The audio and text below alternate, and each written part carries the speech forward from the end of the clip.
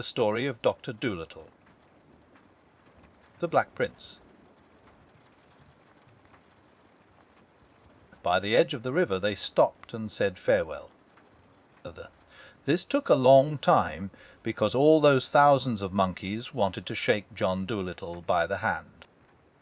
Afterwards, when the doctor and his pets were going on alone, Polynesia said, "We must tread softly and talk low as we go through the land of the Jolliginki. If the king should hear us, he will send his soldiers to catch us again, for I am sure he is still very angry over the trick I played on him." "What I am wondering," said the doctor, "is where we are going to get another boat to go home in." "Oh, well, perhaps we'll find one lying about on the beach that nobody is using." Never lift your foot till you come to the stile. One day, while they were passing through a very thick part of the forest, Chi-Chi went ahead of them to look for coconuts. And while he was away, the doctor and the rest of the animals, who did not know the jungle paths so well, got lost in the deep woods. They wandered around and around, but could not find their way down to the seashore. Chi-Chi, when he could not see them anywhere, was terribly upset. He climbed high trees and looked out from the top branches to try and see the doctor's high hat. He waved and shouted. He called to all the animals by name. But it was no use. They seemed to have disappeared altogether. Indeed, they had lost their way very badly. They had strayed a long way off the path, and the jungle was so thick with bushes and creepers and vines that sometimes they could hardly move at all, and the doctor had to take out his pocket-knife and cut his way along. They stumbled into wet, boggy places. They got all tangled up in thick convolvulus runners. They scratched themselves on thorns, and twice they nearly lost the medicine bag in the underbrush. There seemed no end to their troubles, and nowhere could they come upon a path. At last, after blundering about like this for many days, getting their clothes torn and their faces covered with mud, they walked right into the king's baggin by mistake. The king's men came running up at once and caught them. But Polynesia flew into a tree in the garden, without anybody seeing her, and hid herself. The doctor and the rest were taken before the king. "He, he, he!" cried the king. "So you are caught again. This time you shall not escape. Take them all back to prison, and put double locks on the door. This white man shall scrub my kitchen floor for the rest of his life." So the doctor and his pets were led back to prison and locked up. And the doctor was told that in the morning he must begin scrubbing the kitchen floor. They were all very unhappy. "This is a great nuisance," said the doctor. "I really must get back to Puddleby. That poor sailor will think I've stolen his ship if I don't get home soon. I wonder if those hinges are loose." But the door was very strong and firmly locked. There seemed no chance of getting out.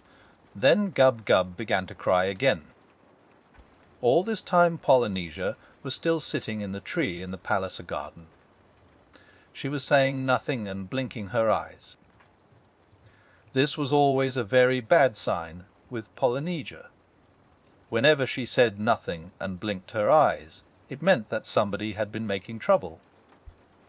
And she was thinking out some way to put things right. People who made trouble for Polynesia or her friends were nearly always sorry for it afterwards. Presently she spied Chi-Chi swinging through the trees, still looking for the doctor. When Chi-Chi saw her, he came into her tree and asked her what had become of him. "The doctor and all the animals have been caught by the king's men and locked up again," whispered Polynesia. "We lost our way in the jungle and blundered into the palace garden by mistake." "But couldn't you guide them?" asked Chi-Chi, and he began to scold the parrot for letting them get lost while he was away looking for the coconuts. It was all that stupid pig's fault. said Polynesia. He would keep running off the path hunting for ginger roots, and I was kept so busy catching him and bringing him back that I turned to the left instead of the right when we reached the swamp. Shade. Look, there's Prince Bumpo coming into the garden.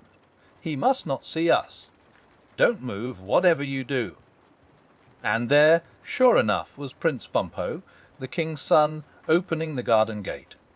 He carried a book of fairy tales under his arm.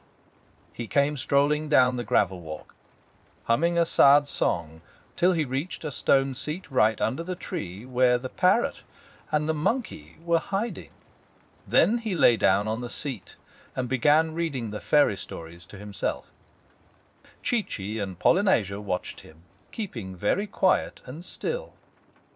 After a while the king's son laid the book down and sighed a weary sigh. "If I were only a Bayite prince," said he, with a dreamy, far-away look in his eyes.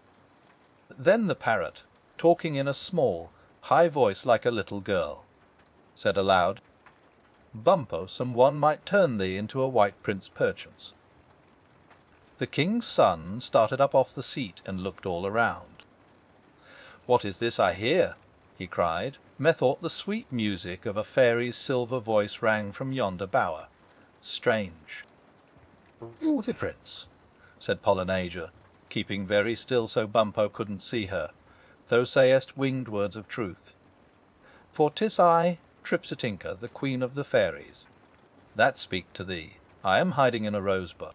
"Oh, tell me, fairy queen," cried Bumpo, clasping his hands in joy, "who is it can turn me white?"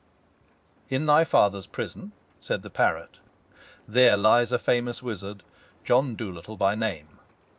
Many things he knows of medicine and magic, and mighty deeds has he performed, yet thy kingly father leaves him languishing long and lingering hours. Go to him, brave Bumpo, secretly, when the sun has set, and behold, thou shalt be made the whitest prince that ever won fair lady. I have said enough. I must now go back to Fairyland. Farewell." "Farewell," cried the prince. "A thousand thanks, good Tripsitinka." And he sat down on the seat again with a smile upon his face, waiting for the sun to set.